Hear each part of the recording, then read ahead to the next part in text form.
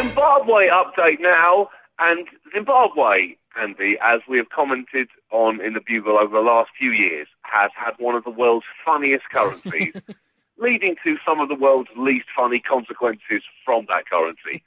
Things have seemed to settle down a little recently. The power-sharing government set up in 2009 finally ended years of spectacular hyperinflation by using the US dollar, but their economy is still fragile. And I'm talking Ming vase in an earthquake fragile, Andy, except not a real Ming vase, because that would be worth too much. I'm talking an imitation, borderline worthless Ming vase during an earthquake fragile. And this was proven when Zimbabwe's finance minister, Tendai Biti, revealed that at one point earlier this week, Zimbabwe only had $217 left in its public accounts after paying civil servants. He quickly countered that, saying that the following day, $30 million of revenue had been paid in, and then accused journalists of stirring up trouble, saying, "You journalists are mischievous and malicious."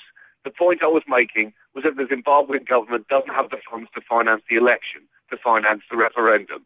So he's saying, don't panic, Andy, but I'm afraid that chicken has long since sashayed out of the coop.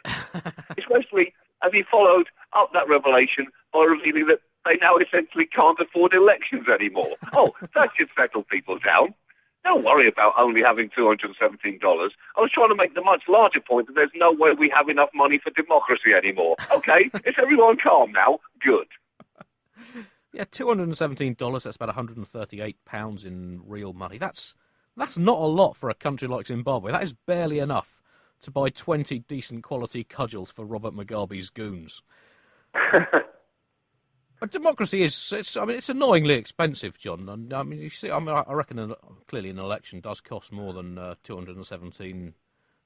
We get the same thing here in this country. The government bangs on about wanting to save money by streamlining politics, saving just minuscule fractions off the national budget, whilst allowing tax to be basically voluntary if you're a big enough company. So this is not just a Zimbabwean problem. And we can laugh at this, John.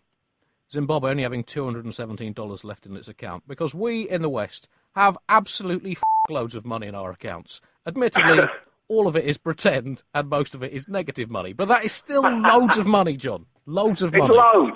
It's loads. The number's big. That's the only important thing. Apparently, Zimbabwe needs nearly $200 million to pay for their election, as well as a referendum on a new constitution, which they are now going to attempt to source from donors. And what could possibly go wrong there, Andy? It's not like rich people donating money for a constitutional referendum would expect something in return for that. Say, I don't know, something in the Constitution about how they're allowed to hunt people from helicopters every 5 years. I'm sure they wouldn't be interested in something like that. Actually, I wonder how much it would cost as a donation, Andy, to have the Bugle constitutionally recognised as the official podcast of Zimbabwe. Because that would be tempting. Well, Buglers, I mean, we're going to have to offer a pretty decent sum, so get your voluntary subscriptions flooding in, and we will attempt to take over Zimbabwean politics. See, Andy, there's the British side of us which cannot help but, even though doing it half as a joke, there's still an imperialist intent behind that suggestion. The Finance Minister, Mr. Beattie, attempted to control this panic by putting things in perspective, saying, we're in a challenging position, we're a small economy, and we've got huge things to be done.